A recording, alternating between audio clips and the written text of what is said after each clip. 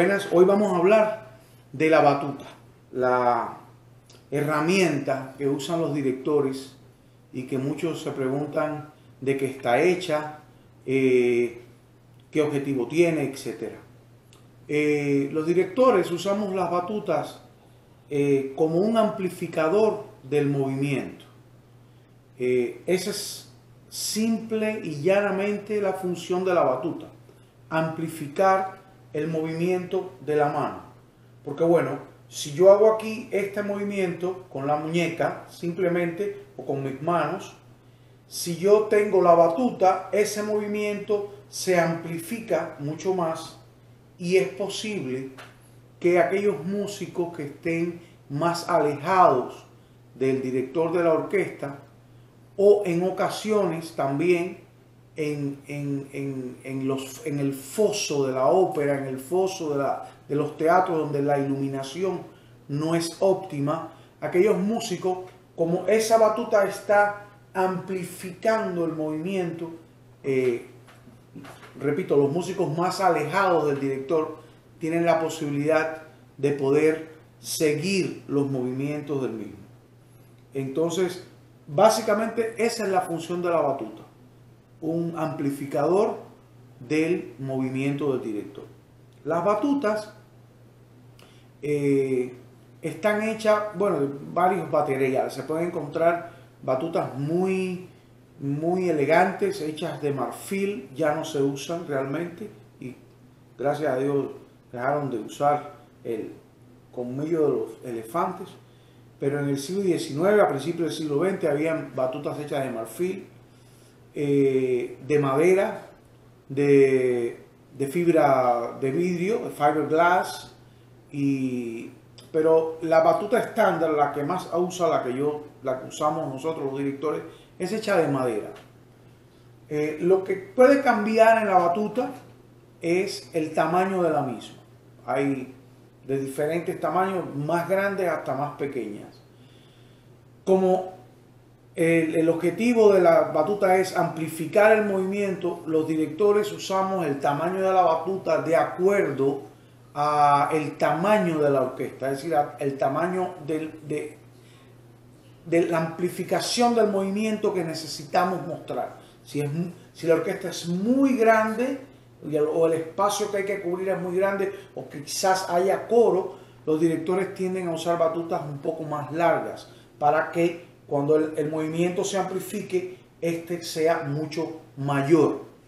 En cambio, cuando la orquesta es más pequeña, una orquesta que los músicos no están tan alejados, uno tiende a usar una batuta más pequeña o incluso no usar batuta, porque es que no es necesario. Volviendo a la batuta, el mango de la batuta puede ser hecho de madera, hay algunas que son hechas de corcho. Las que son hechas de corcho están hechas con ese material para que no resbale la batuta en la mano, ya que el corcho puede absorber fácilmente la humedad para aquellos que sudan mucho. Y bueno, así prevenir que la batuta salga disparada hacia la orquesta o hacia el público, cosa que ha pasado. Incluso a mí me ha pasado en algunos ensayos y tal.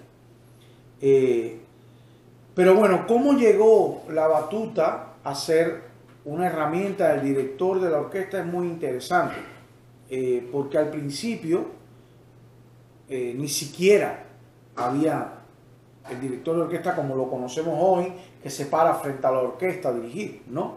En el siglo XVI, 1500 y tantos, 1600, principios, el director realmente no existía. Las orquestas eran dirigidas por el concertino o primer violín de la orquesta y el compositor, que casi siempre se sentaba en un teclado, en el clavicémbalo o en el clavicordio, y desde allí entre los dos más o menos dirigían el ensamble.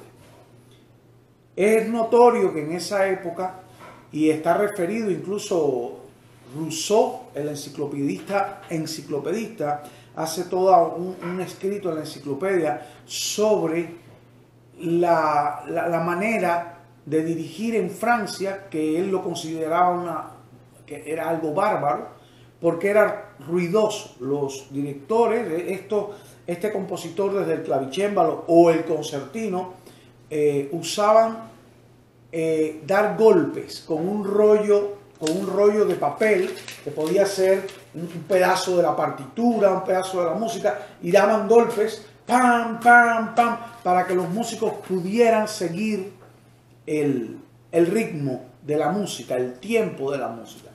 Esta forma de dirigir ruidosa, imagínense que usted está en el concierto y de momento el director o el violinista empieza a golpear con un rollo de papel. Básicamente usted pierde la atención sobre lo que está pasando musicalmente. Pero bueno, era así como lo hacían. Hacia 1650, alrededor, sí, 1650, siglo XVII, un compositor muy importante, Jean-Baptiste Lully, compositor francés, perdón. Este compositor era el compositor de Luis XIV. Fue el compositor, era compositor, bailarín, coreógrafo, y él fue el primer director en usar una batuta. Pero claro, no es la batuta como la conocemos hoy, este pequeño instrumento, no. Él usó un bastón largo y golpeaba el piso, boom, boom, con aquel bastón. A propósito, Lully murió de gangrena porque en un concierto en 1687 exactamente se golpeó el pie durante un concierto se golpeó el pie con ese bastón y le causó una gangrena y murió a causa de ello. Interesante, ¿verdad? Sí. Bueno, este bastón enorme que todavía hacía ruido, si la dirección silente, si le podemos llamar, sin hacer ruido, todavía no existía. Este bastón se mantuvo hasta que alrededor de principios del siglo XIX, 1810, que el director de orquesta, como lo conocemos hoy, empezó a funcionar. Entró en funciones. Una persona que se para delante de los músicos y maneja el tiempo, el volumen, etcétera, etcétera. Ese director empezó a usar la batuta como la conocemos hoy. Y fue en Alemania donde se empezó a usar. Yo personalmente a veces uso batuta y a veces no uso batuta. Hay una gran polémica si la batuta no es expresiva, si te entorpece la expresividad con las manos, si es mejor sin las manos. El famoso director de orquesta Leopoldo Stokowski, él escribió un libro incluso sobre la dirección de orquesta y dedica un capítulo completo a la importancia de dirigir sin batuta.